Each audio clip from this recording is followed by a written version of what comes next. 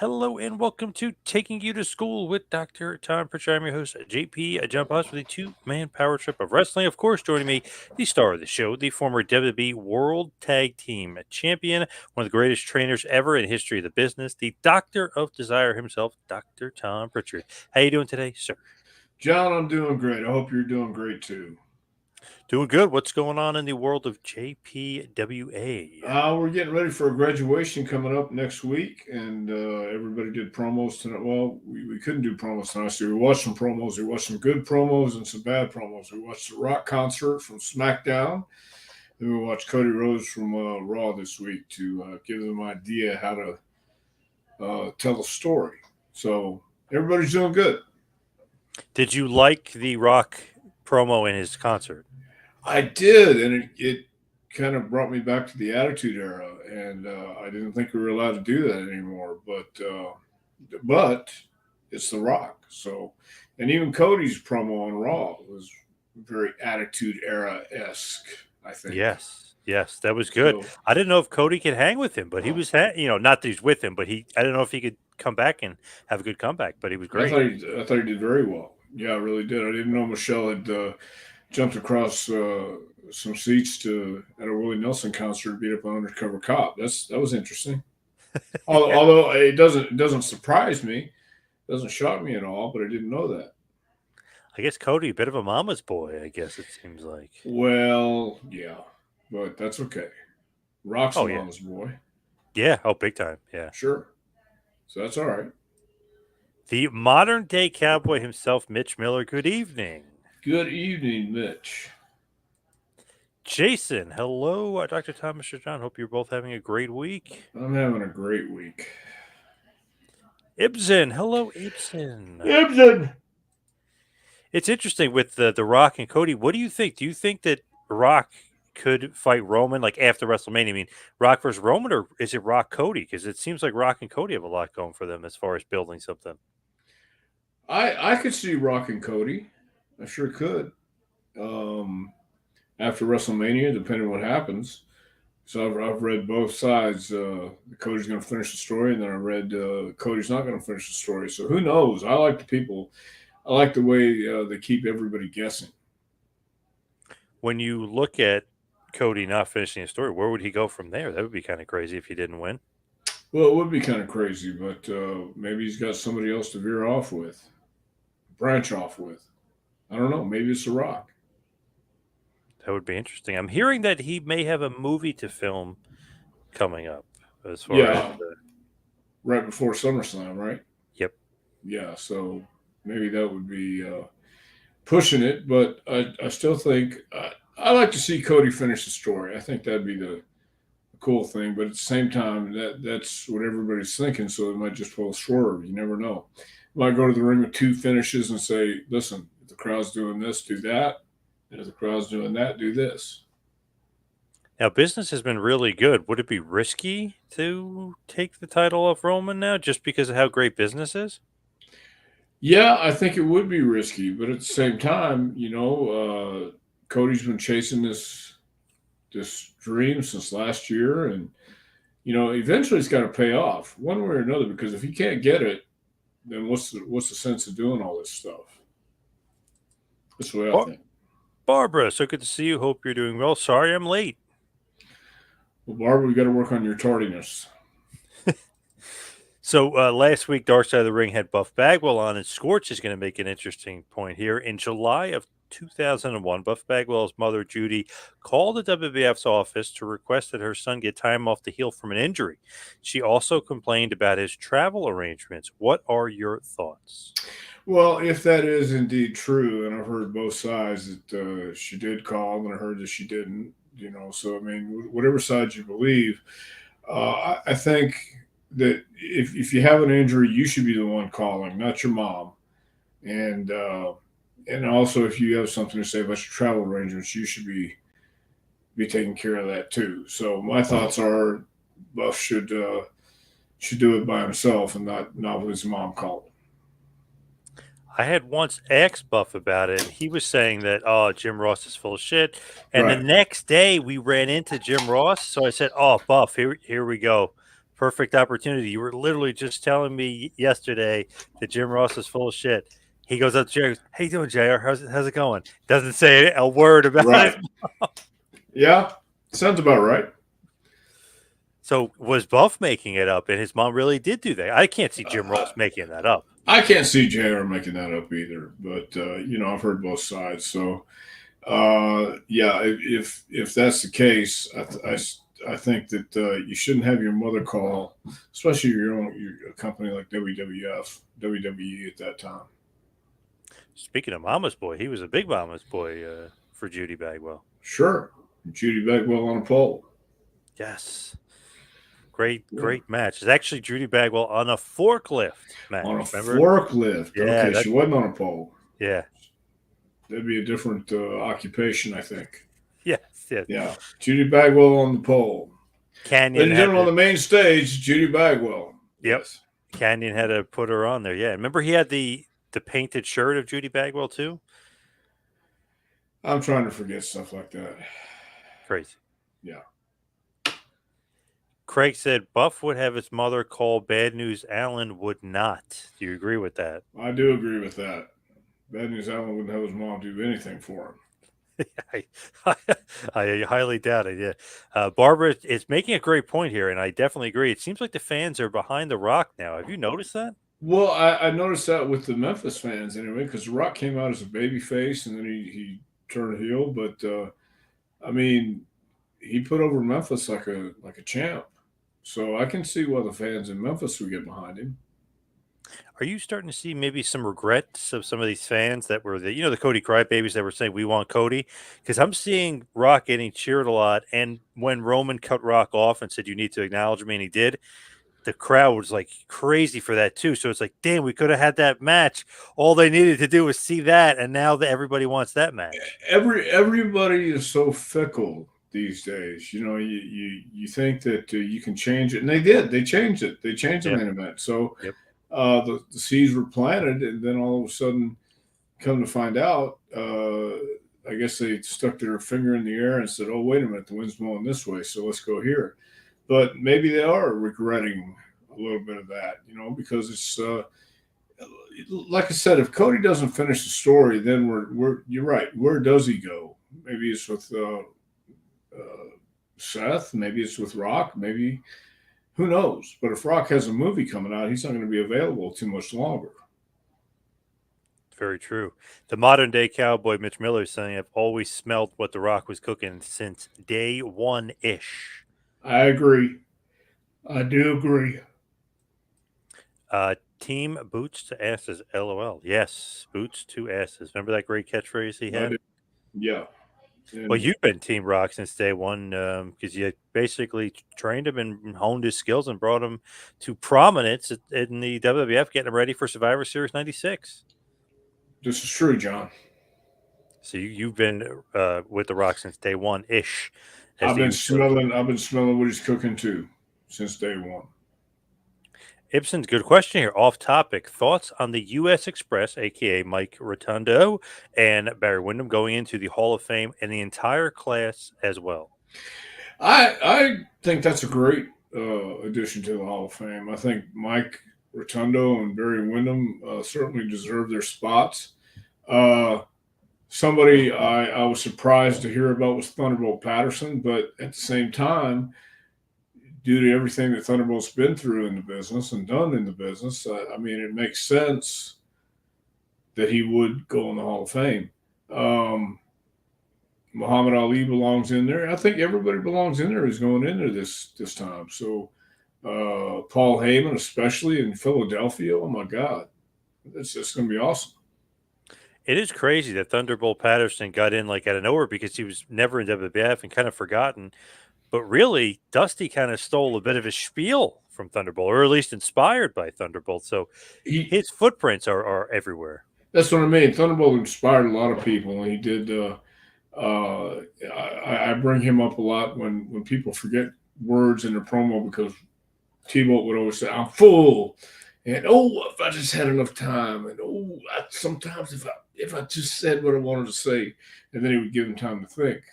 And he was good at stalling when he forgot.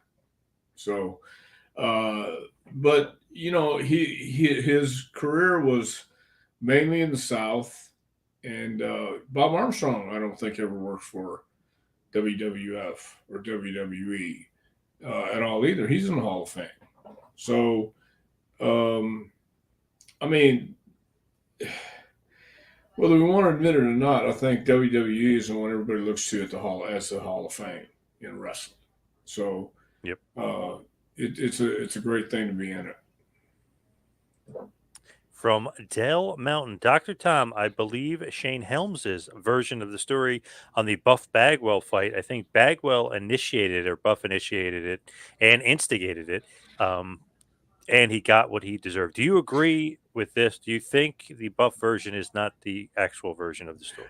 I would be more inclined to believe Shane than I would Buff, and I like Buff. I mean, he's always been cool to me. I've never had any problem with him, but at the same time, I know I know people like Buff, and I've been around people like Buff before, so I know how the story can kind of change and be I don't want to say fabricated, but uh, embellished a little bit with his own colors and put his crayons on to the story. On the Dark Side of the Ring episode, I'm like listening to the story because I've heard it from a few wrestlers, and I'm just listening to it. And Buff says his version of it. I was like, "Wait, what the hell is he talking about? That's not what I've heard." Like through the year, so it was weird to hear that version. You didn't really get the Shane Helms version, What but what was Buff's version? so basically, when he said that Shane was busting his balls about getting too much ring time, and when he turned his back, Shane put a frozen water bottle to the back of his head. Now I had never heard that one before, so I was just like, "Wow, that was weird. Where did that come from?" And Shane, of course, on Twitter the next day was saying, "Not true. That's bullshit." X all the wrestlers like this is completely made up. So I was just surprised that that was the story that Buff had come up with. Yeah, well, some people have foggy memories, and that happens. Well, the story that I heard from a couple of wrestlers was that Buff kind of initiated it or really instigated it a little bit and kind of teasing him, and they got into a scuffle, and Shane more or less won, but Buff was saying he got cheap shotted. So I think that maybe that was his kind of way out of why he lost, maybe. Yeah, it could be, and I haven't seen the Bagwell episode, but I've heard it's an interesting episode. I might have to check that out. Very interesting. I mean, I love Buff. He's great, but he's a storyteller in a good way and sometimes in a bad way. I think we all are. Yes. Oh, yes. Please ask Dr. Tom if he knew The Rock was going to be such a huge star when he trained him. Thank you. Well, uh, when you looked at him, you knew he was going to be a top guy, but I don't think anybody, including maybe Rock, felt it. But I don't know if anybody really felt he was going to be this mega superstar, movie star, international star, globally recognized to the capacity that he is. So you knew he's going to be big. I don't think anybody could have told back then how big. You got to remember when he started out, he's Rocky Maivia with that Chia Pet haircut. Yeah, Tim.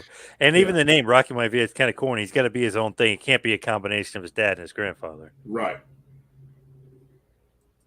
Ragu, in hindsight, it was wrong for WWE to release Buff over one bad match that had to be political. He was being hazed backstage as well.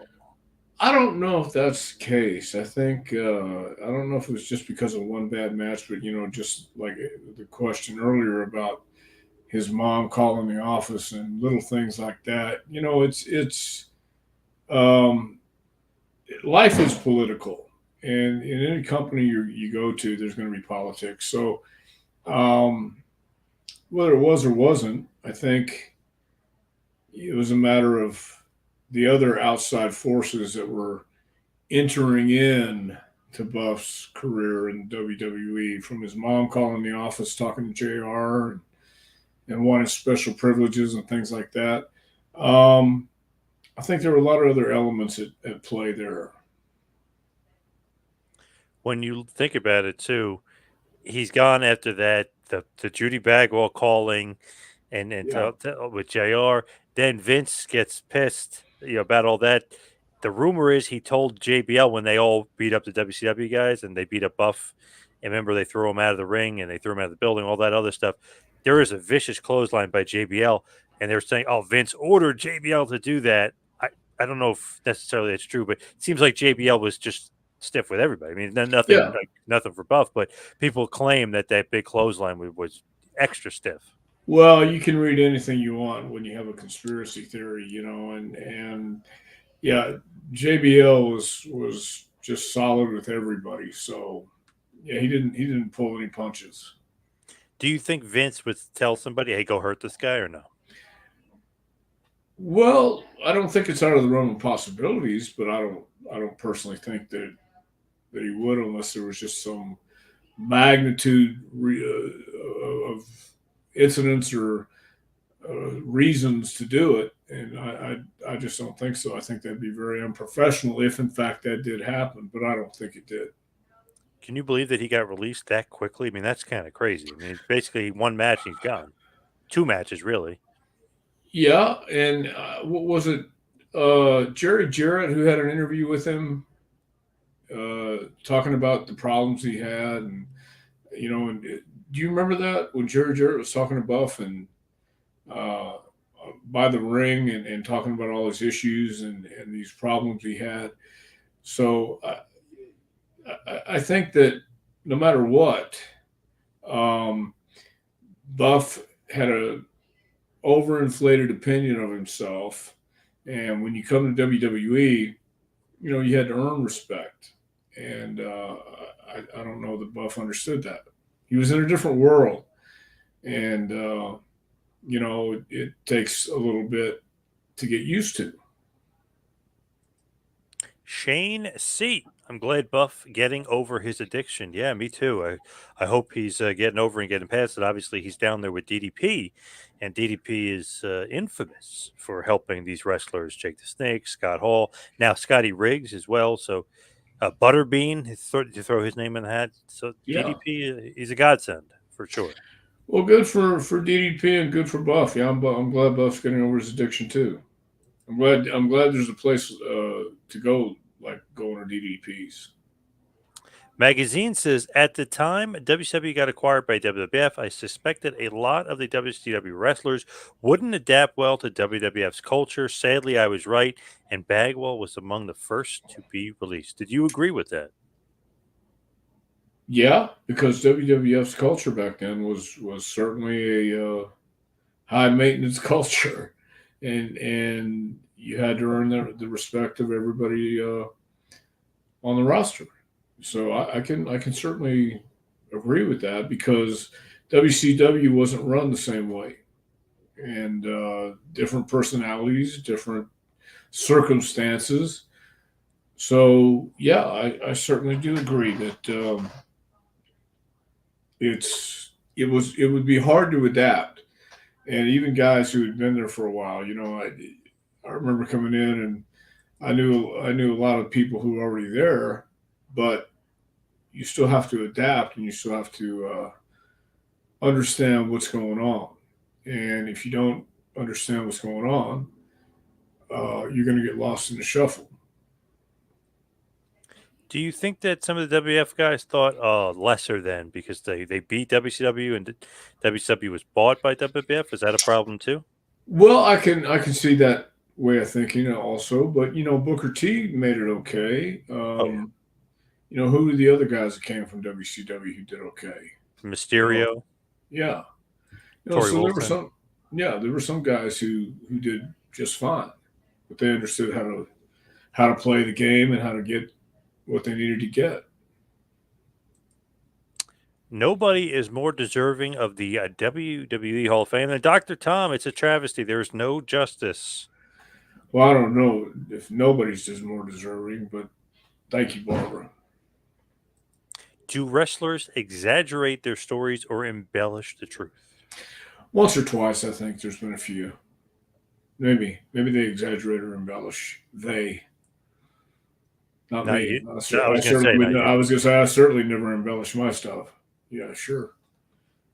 I remember there was an old Kevin Nash interview, obviously being very sarcastic, and he's like, "Man, when I beat Backlund for the title, there was 20,000." They're like, "Wait a second, in '94, 20,000 people?" He goes, "Yeah, yeah, counting the ushers and everything." Oh yeah, he goes, "And they're standing room only." Like Right, he would right, just make more people. He's like, "I think it was 25,000." Like he was just making more and more people. right. Yeah, and Kevin's a good smart ass, so he Yeah. knew where it was coming from. Mean more CG best. Hello, people. WrestleMania 40 coming, aka WrestleMania XL. Oh, XL means 40. No, now Yes. I understand. Yes. Okay, sure. Yes, WrestleMania 40 is coming. I'm looking forward to watching. 2 night extravaganza. Well, 3 nights if you're going to watch the Hall of Fame. Yeah. And Raw the next night's in Philly, too. Yeah, so 4 nights in a row. It's crazy. Yeah, Crazy. They got so much stuff. They just they take over the town when they're there. I remember the days when WrestleMania was one day, one night, but it was an all night affair. So now, how many matches are there on this show? So far, I read that there's 10 so far, so it'd be 5 and 5 probably. But they've Wow. got a lot to add. Like Mysterio needs a match, Lashley needs a match, so they've got matches to add for sure. So there might be at least 12. I would think Yeah, it man. kind of. I would do 7 and 7, like 7 matches and 7 matches the next. But I don't know with Triple H, he tends to do less matches on the card, but really long matches. Well, we'll have to wait and see. Modern day cowboy Mitch Miller. I remember when The Rock gave Harvey Whippleman a car for helping him out in the past. Has The Rock ever reached out to Dr. Tom and said thanks? No, that would be a Ouch. no. Come on, That's Brock. that's okay. Come on. I What's your understand. problem, Brock? Come on. Well, I think Harvey let him live with him. Yeah. I didn't live with him in Stanford. But when you saw him and stuff, you guys were buddies. I mean, Oh, you sure. Yeah, certainly. just you would have to see him and stuff. We just haven't connected in that way. And Rock knew Harvey when he was a teenager, so he was living with him then, and it's a different relationship. And Harvey gave Rock a car before he could even drive. He was letting Rock drive around in the car. Right. Yep. Pretty good of Rock to give back like that. Pretty amazing. Well, it's good. It's very amazing. It's very cool. Scorch. I watched both Buff Bagwell and Terry Gordy episodes of Dark Side of the Ring. Truthfully, I felt worse for Terry Gordy because of how talented he was before that flight to Japan. Well, we were just talking, and I got home last night about 5 minutes to 10, and I got to watch. I wanted to watch the Terry Gordy episode, and I did watch it. And that's the first time I've seen Terry when he was 14 years old in the ring. With the blonde hair, and my God, he was a big kid. But he started working at 14 years old. By the time he was 18, he was a free bird and working with Michael Hayes, and they were what a team they were, man. I worked with them my third match ever in Louisiana. Took the power bomb from Terry. So he was an incredible talent, and I felt kind of bad for Terry too, especially after seeing the interview last night. I'd never seen the RF video interview he did, but an example and a case of what it was in the 80s and 90s. Very, very sad to see because, man, he was talented. Oof. He Yeah, was he awesome. was one of the best big men around. Yeah, one of the best period. Yeah. And he was so over in Japan at one point. I mean, he might have been almost as over, like, as you say, at Gaijin's, like more so than Hansen at one point, which is crazy to think. Well, yeah, he and Doc had their tag team, and yeah, so they were over big time. Craig Seaback has a great question for you. Years ago in Vancouver, Greg the Hammer Valentine refused to go to the ring until the promoter gave him $500. Have you ever been in the locker room where this has happened? Let me see. I mean, where somebody's held up the promoter? Yeah, yeah, actually, I have.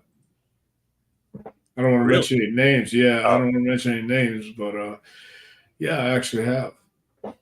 Basically, they said we're not going to the ring until we get paid. Well, he was guaranteed. This is the story I heard. The guy was guaranteed his payoff, but then he wanted, I think, $200 more because they drew a hell of a house. But he already got the guaranteed payoff. So he was trying to hold him up for $200 more. He got it. Wow, Yeah, damn. Damn, that almost happened to me once, for an autograph signing. I'm not doing it unless, and then I was like, "Come on!" And yeah, I don't know if they were busting my balls to see if I would do it, but I was like, "Nah, I can't do that. We didn't agree." And then they were cool, but yeah, weird. yeah, yeah. No, no. This guy's notorious for doing stuff like Oh, that. oh, okay. Yeah, I know. I remember one time at a signing, one of the biggest names of all time said to the guy, "Hey, I'm not sitting here for another hour because the line was going out the door. So you got to give me an extra 5 grand." And the guy gave him an extra 5 grand. And he signed every autograph after that, and he stayed over an hour, but still, he was yeah, given a hard bargain. Yeah, it happens. yeah. Yeah, I can see that. I mean, some guys can do that, some guys can't. So Hey, the infamous story, SummerSlam 1991, Match Made in Heaven, Match Made in Hell, Ultimate Warrior did that to Vince before the main event. Obviously, him and Hogan are a tag match. Sid's the ref, and then the Triangle of Terror of Adnan, Sheik, and Slaughter on the other end. He says, Vince, I'm not going out there unless I get $100,000 raise or whatever it was. I think it might have been more. So Vince says, yes. You have to go out there, the pay per view. Yes, he does it.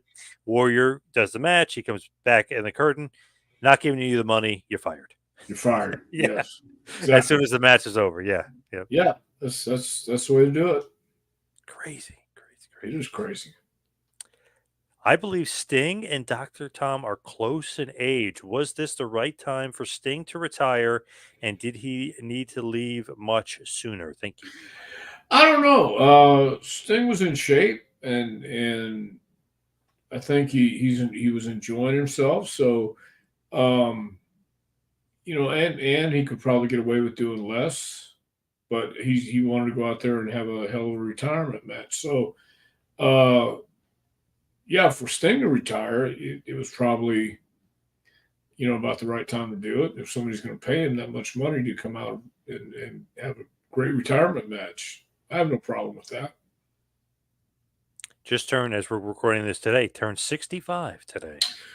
Well, I'll be 65 in August, so yeah, we're the same age.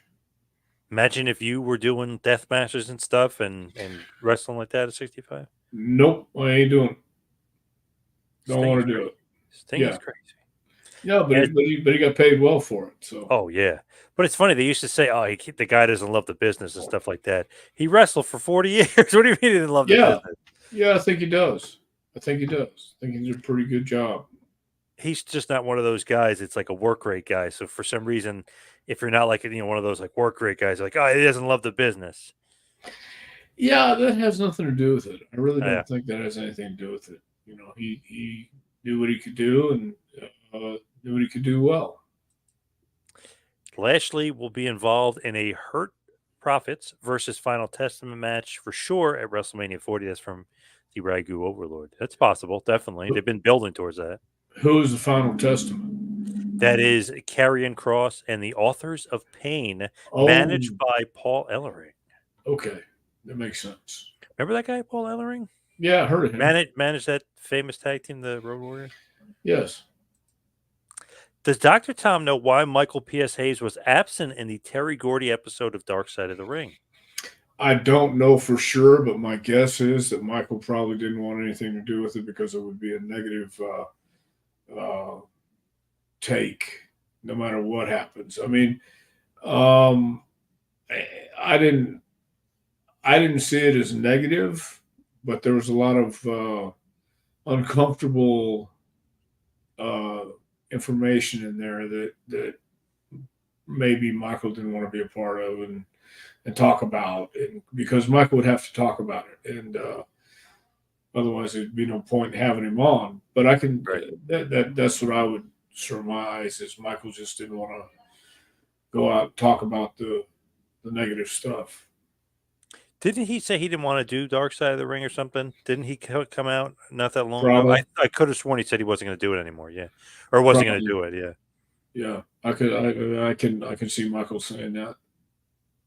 Was The Office during the Attitude Era ever high on Buff Bagwell? Like, did The Office and the behind the scenes like Buff? I don't think so. I mean, I just think again, Buff had a high opinion of himself, much higher than a lot of other people did, and I don't think the office saw it that way. That's just I don't know for sure because no one ever came over to me and said that, but that's just my opinion. I could see JR saying, "Oh, this guy's got charisma. We could do something with him." But then when he sees maybe a bad attitude, then maybe that kind of changes. Like, or maybe we can't do something with him. Yeah, you got to. I mean, attitude is everything. You just like you're not going to go anywhere. The difference between a flat tire and a bad attitude is you're not going to go anywhere until you change them. So Good point. Yeah, and yeah, it did feel like Buff after that neck injury in '98 did feel like a little bit of a different Buff than we got before because he was super athletic before that. Not that he wasn't after, but he was even more athletic in like the early '90s. right. Yeah, well, that could spook you a little bit, and I can Great, understand that. Yeah. great question here. ATF Media. Is it possible that Bagwell got punched by Hands of Stone, Ronnie Garvin, and got his neck broke for the match, but tried to make it look like it happened in the ring for workman's compensation? That actually did happen. I was there and I saw it. I saw the Hands of Stone Ronnie Garvin punch Bagwell and hurt his neck before he went out. I actually saw that happen in the back of the Cleveland Stadium. Yeah. Crazy, crazy stuff. Ibsen saying $500,000 for the Warrior, according to Sergeant Slaughter, for SummerSlam '91. Too Oh bad he didn't wow. get that money, but man, that's crazy. Yeah, that is crazy. What made Buff never reach the main event status? One thing in particular, or was it many things that Buff didn't reach? Well, again, I don't know for sure because I wasn't around Buff all that much when he was working, but you know, you got to know what you can and can't do. And while Buff looked great and knew how to work, again, that overinflated ego uh, doesn't do you any favors if you're not over with the office. So I think it was many things. I think it was a lot of things that kind of kept Buff out of the main event picture. But I can't speak with in a factual way because I don't know. Meet George Jetson right here. George Jetson has the Honky Tonk Man, or was the Honky Tonk Man the one that you were talking about before? That was the person that basically held up the promoter for money. Was it Oh the Honky? no! This guy part of the tag team.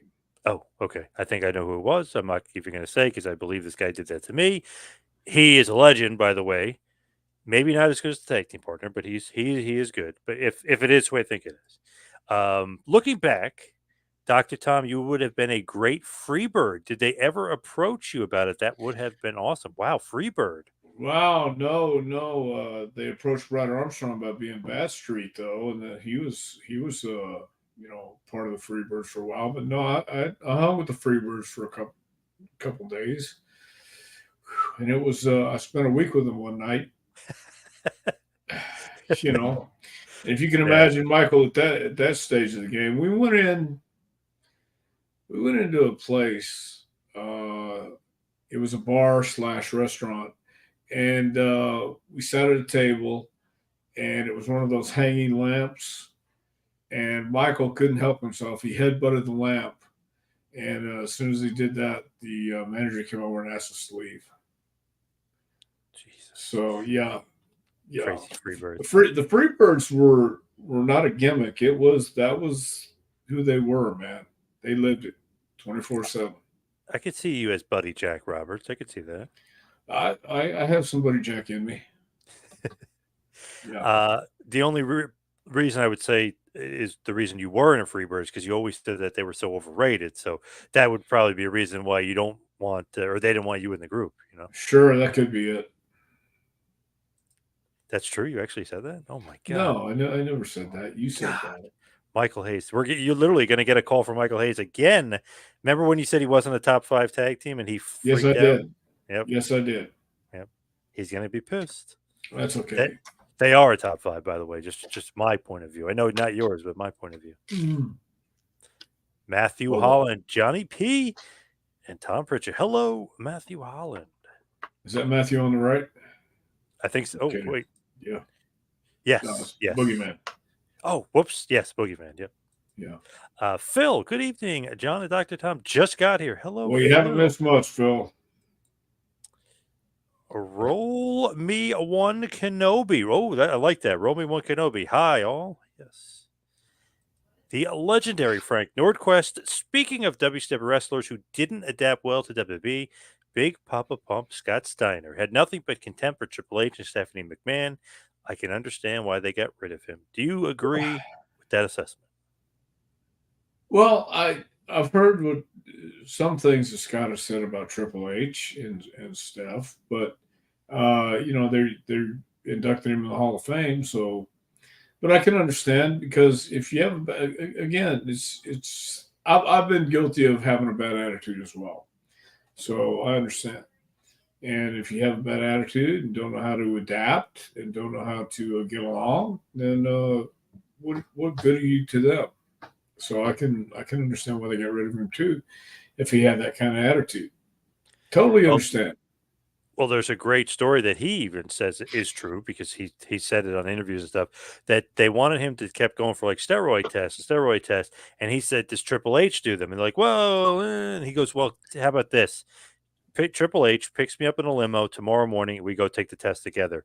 Guess what? They both never got tested. They never got tested. How about that? But he Jeez. called their butt. He called their bluff. Like, I'll go with Triple H, and they're like, Yeah, "Nope, yeah, yeah." yeah. I And get it. apparently, he told Michaels he's going to kick his ass. Apparently, he told Flair he's going to kick his ass. So, yeah, so those 3 guys were kind of scared of Scotty Steiner. Well, which they Well, probably should be. it's a couple things you can't do. You can't call the boss a flaming asshole, and you can't threaten to kick the top guy's ass, especially when you can. Now, So I interviewed Scotty recently. He's like, it's all water under the bridge. Everything is good because of Braun. He said he's definitely softened over the years, but back then he was he didn't like those guys, but now he said all water under the bridge. of course it is. Maybe not Flair, but Triple H and Michaels he's okay with. Of course it is. And all my stuff's water under the bridge too. Yeah. Yeah. George Jetson, as highly regarded trainers, meaning you and Rip Rogers, do you have any good stories on Rip Rogers, and have you ever wrestled Rip? I have wrestled Rip, and Rip's a hell of a worker. But Rip, Rip really, really impressed me as a trainer because he knows his stuff and he knows a lot of different things, ways to get in and out of holds, and different scenarios. So Rip's a smart guy. But I did wrestle Rip in Continental in Pensacola. He's a good hand, if you will. Yes, he is. He trained some pretty good guys as well. Yes, he did. He trained McAfee, as a matter of fact. And polished, obviously, guys like Lesnar and Orton and all those other guys. Yes, Lesnar, Orton, Cena, sure did. Does Cornette like Buff Bagwell? Did he mention him to you? No, Jimmy has never mentioned Buff Bagwell to me. Kind of No. surprised. I'm kind of surprised. Well, we had better things to talk about, I guess. Dr. Tom and the Four Horsemen, I could see. Whoa, what do you think about that? I don't know about the Four Horsemen, man. They were running pretty rough, pretty rugged there for a while. So I mean, that was Tully and Arn and Flair. They really were a unit, So they rode long and hard into the night every night. Very interesting, but they're asking about the Freebirds, they're asking about the Horsemen. You almost were a member of the Midnight Express, almost. Almost. That's right. It's until they bought Tampa, and Stan was in Tampa doing nothing. So, and I think Stan was the perfect choice looking back because he had the look for that time period, and he was great. He was great in the ring. Michael Hayes still living the gimmick, yes, Yes, he is. definitely. Michael's always going to live the gimmick. Ibsen saying, I still remember when Vince on air fired Buff with the thumbs up, thumbs down segment with a live crowd on Raw. Not technically a firing, but he was basically kind of ripping some of those guys. Remember, he goes, Lex Luger, thumbs up, thumbs down, like kind of ripping everybody. Yeah, those are the days. Those are the days when you can get by with that. Yeah, not anymore. Jason, great question here. Do you think Brother Love should go in the Hall of Fame? He was pivotal in so many big storylines. Yes, I do. I do think Brother Lowe should go in the Hall of Fame. I think he will eventually. Did you ever spend time with the Mongolian Stomper? Gordy said that he liked to have a good time after the matches. I did spend some time with the Mongolian Stomper. What a nice man. He was, after knowing him, without knowing him, watching his matches as a kid, and then getting to know him in the Continental area was really something, because he was a top guy, and he was a sheriff's deputy in Tennessee for a while too. So nice man, nice guy. Public nuisance. I thought Tom resembled Terry Gordy in the 1990s. Maybe in the hair, but man, he was big. Yeah, I was going to say you're probably about 5 inches shorter, though. 4. No, 4 inches. Okay, thank you. Yeah. Scott Steiner had no filter, which I loved. Totally agree. That was the best part. Yeah, Scott never had a filter. Yeah, and I wouldn't see too many guys wanting to mess with him either. I don't think so. I mean, I know Paige and him had some problems, but they probably settled that too. Yeah. Yep. Chief Bank, who was your best student? Well, there's been a couple of them, but I guess Rock has to be the best. Not Silas Mason. Wow. Oh my God. I'm going to have to message him right now. Damn. Yeah. Why don't you do that? Kurt Angle is another one. Pretty damn Kurt good. Angle too. Yeah. Kurt. You had Edge and Christian. You had a lot of guys. I'm trying to think of the Brackus. Yours, The Brackus. Yeah, Brackus. There we go. You're on your game tonight. You are on your game tonight. The Bellas. There you go. You really, you have those names in front of you, don't you? No, I'm just thinking off the top of my head. Of course you are. Mark Henry, another one. Of course. Not a bad list. It's like asking who your favorite child is, your favorite kid. You can't really pick just one. TWO, Tom's World Order. Mitch says he would be a member. That's not bad, TWO.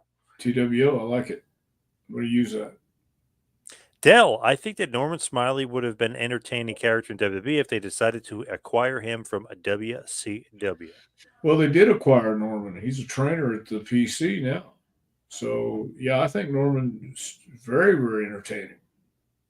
Did you like the Screaming Norman gimmick that he would do? Yeah, I did, because I thought he was entertaining with it. And once I got to know Norman, what a nice guy. And for him to do that, it took talent and understanding what they were trying to get across. So, yeah, I think he did a great job doing that. Screaming Norman, remember the big wiggle? Remember that dance that he would do? That was a great dance. He did that dance in FCW too. Yes. Nice. Big wiggle. Nice. The Black Magic, Norman Smiley. He knows how to get over. Yes, he does. Goldberg did very well in WWE. He made the transition very well. Interesting. Well, they were going to make Goldberg a star no matter what. He had that star quality, and he was a star in WCW, and would have been crazy not to capitalize on that in WWE too. So, yeah, Goldberg did very well. Demolition should go into the Hall of Fame. I agree. I was talking to somebody today, and it was interesting. We always talk about that one lawsuit, the concussion lawsuit.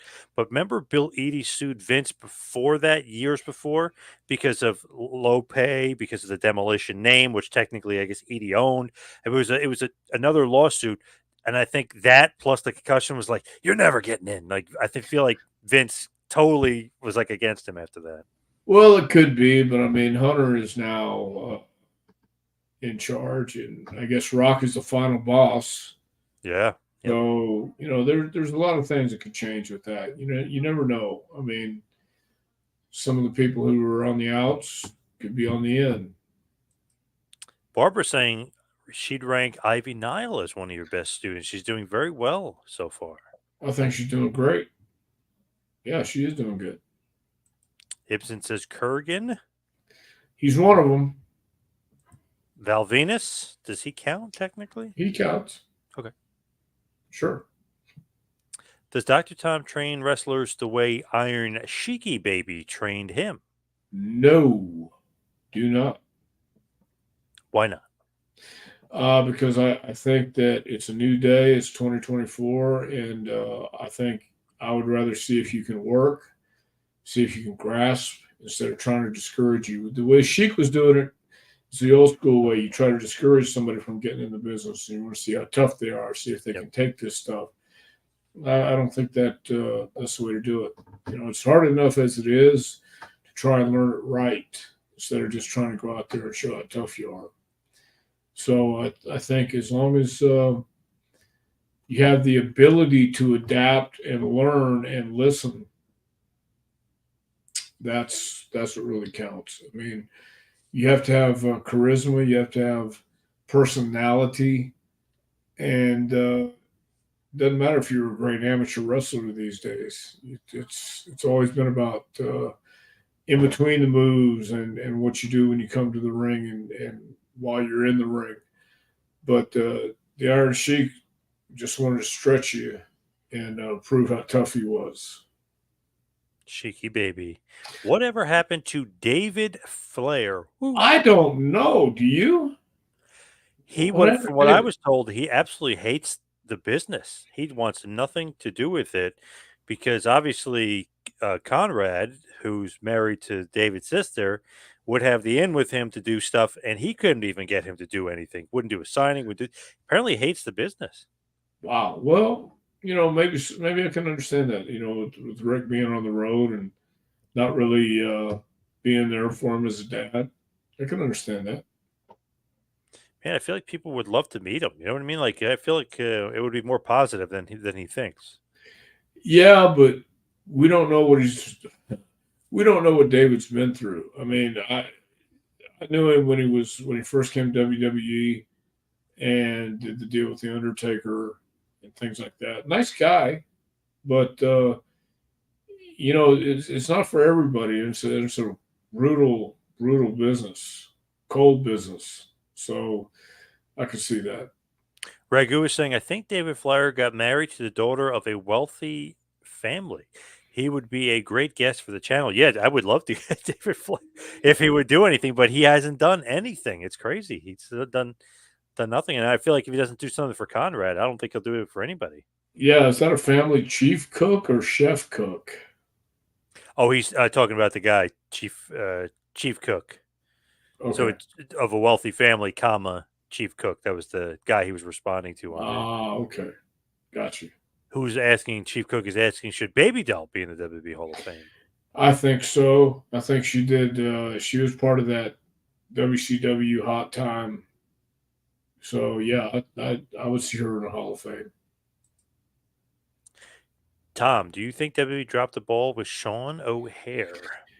I not necessarily. I knew Sean when he was in OVW, and he was a different kind of guy. Um, and I think some of Sean's outside the ring escapades probably hurt him in WWE. But he was talented, big guy, had all the tools, just didn't know how to use them properly, I guess.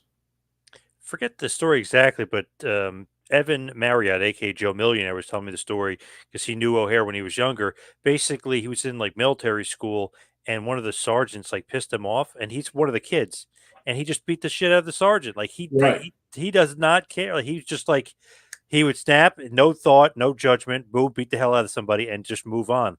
Like Yeah. you can't be like that and just fly off the handle like that. No, you can't. So I think that's kind of what uh, lost they where WWE lost confidence in him because you got to be able to trust somebody to go in the ring and be professional. So I think that had a lot to do with Sean's problem. Ragu was saying David Flair's best stuff was with Russo when he went to Ric Flair's house.